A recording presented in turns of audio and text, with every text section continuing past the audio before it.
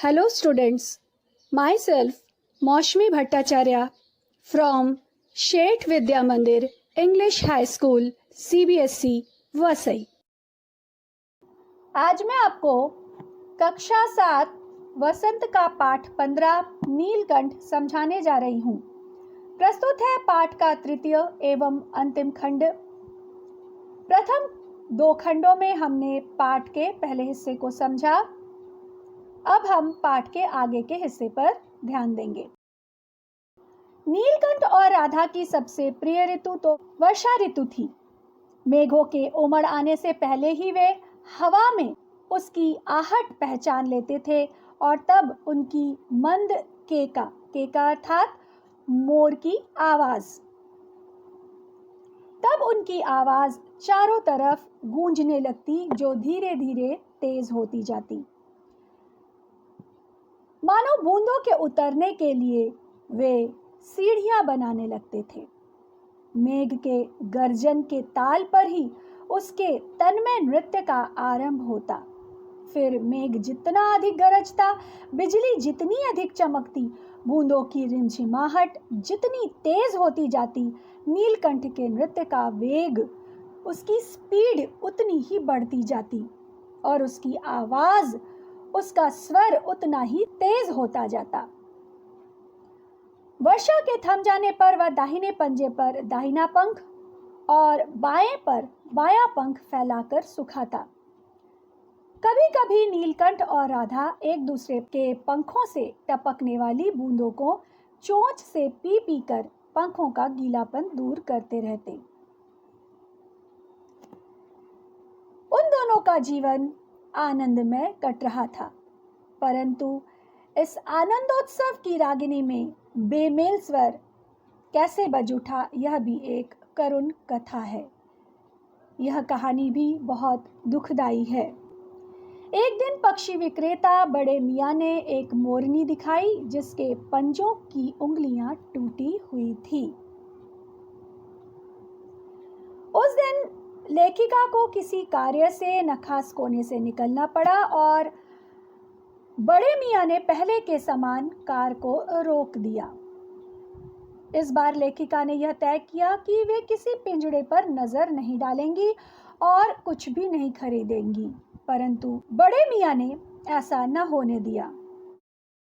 बड़े मियाँ की लंबी लंबी दाढ़ी और सफेद डोरे से कान में बंधी ऐनक को ही लेखिका ने अपने ध्यान का केंद्र बनाया, परंतु बड़े मियाँ के पैरों के पास जो मोरनी पड़ी थी उसे भी अनदेखा करना मुश्किल था।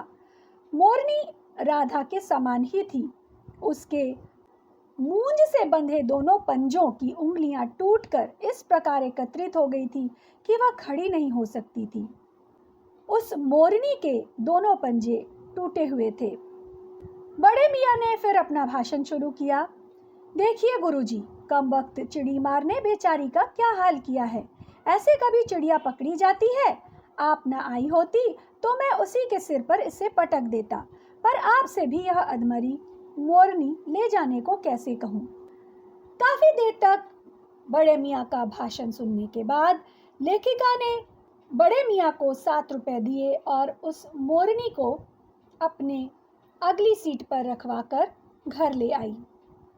एक बार फिर उनके पढ़ने लिखने का कमरा अस्पताल बना। पंजों की मरहम पट्टी और देखभाल करने पर वह महीने भर में अच्छी हो गई।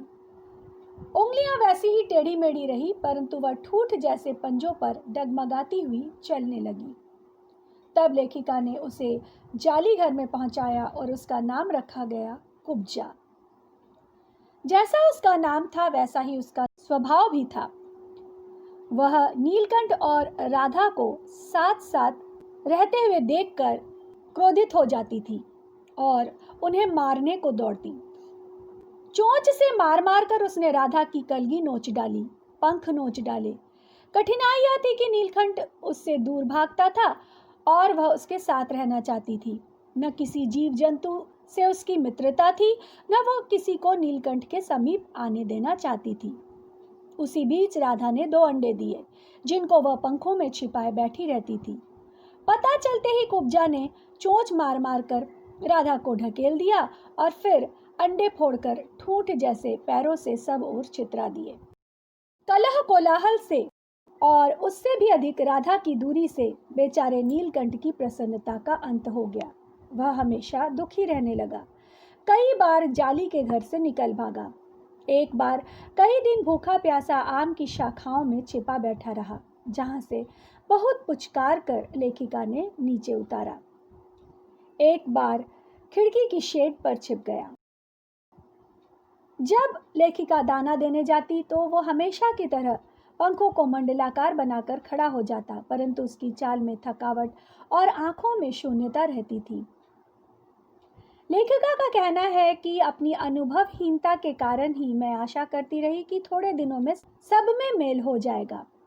अंत में 3-4 महीने के बाद एक दिन सवेरे जाकर देखा कि नीलकंठ पूंछ पंख फैलाए धरती पर उसी प्रकार बैठा हुआ है जैसे खरगोश के बच्चों को पंखों में छिपाकर बैठता था। लेखिका ने काफी बार उसे पुकारा, परंतु लेखिका के पुकारने पर भी जब वह न उठा तो लेखिका को संदेह हुआ। वास्तव में नीलकंठ मर गया था। क्यों? इसका उत्तर तो अब तक नहीं मिल सका। न उसे कोई बीमारी हुई थी, न उसके रंग बिरंगे फूलों जैसे शरीर पर किसी चोट का चिन्ह मिला। लेखिका ने अपने शाल में लपेटकर उसे संगम में विसर्जित कर दिया। जब गंगा की बीच धारा में उसे प्रवाहित किया गया, बहा दिया गया, तब उसके पंखों की चंद्रिकाएं ऐसी लग रही थी जैसे गंगा का पूरा चौड़ा पाट एक विशाल मयूर के समान हो गया है। नीलकंठ के न रहने पर राधा निश्चेष्ट सी रहती थी, जैसे उसमें प्राण ही न हो। कई कई दिनों तक वह कोने में बैठी रहती थी। कई बार भागकर भी नीलकंठ वापस आ गया था। राधा को यही लगता था कि वह फिर वापस आ जाएगा, अतः वह प्रतीक्षा के भाव से द्वार पर दृष्टि लगाए रहती थी। पर कुब्जा ने कोलाहल के साथ उसे ढूंढना आरंभ किया। खोज के क्रम में वह प्रायः जाली का दरवाजा खुलते ही बाहर निकल आती थी और आम, अशोक, कचनार आदि की शाखाओं में नीलकंठ को ढूंढती रहती थी। एक दिन आम से उतरी ही थी कि लेखिका की एल्सिशियन कुत्ती कजली उसके सामने पड़ गई। स्वभाव के अनुसार कजली पर भी कुब्जा ने चोंच से प्रहार किया, जिसका परिणाम यह हुआ कि कजली के 2 दांत कुब्जा की गर्दन पर लग गए। इस बार उसका कलह कोलाहल और द्वेष प्रेम भरा जीवन बचाया न जा सका। परंतु इन 3 पक्षियों से लेखिका को पक्षी प्रकृति की विभिन्नता का जो परिचय मिला, वह उनके लिए विशेष महत्व रखता था। तीनों मोर थे, परंतु तीनों का स्वभाव अलग अलग था। राधा अब भी नीलकंठ की प्रतीक्षा में है। आषाढ़ में जब आकाश मेघाच्छन्न हो जाता है, बादलों से भर जाता है, तब वह कभी ऊंचे झूले पर और कभी अशोक की डाल पर अपनी आवाज से नीलकंठ को बुलाती रहती है। इस पाठ से हमें यह सीख मिलती है कि अगर हम दूसरे के जीवन में परेशानी लाने की चेष्टा करेंगे तो उसका फल हमें भी मिलेगा। अर्थात किसी से भी बैर भाव नहीं रखना चाहिए, सबके साथ मिलजुल कर प्रेम पूर्वक रहना चाहिए। पाठ को पुनः ध्यानपूर्वक पढ़ें एवं समझें और उसमें दी गई सीख को अपने जीवन में उतारें। हमारे पाठ का 3य एवं अंतिम खंड यहीं पर समाप्त होता है। धन्यवाद।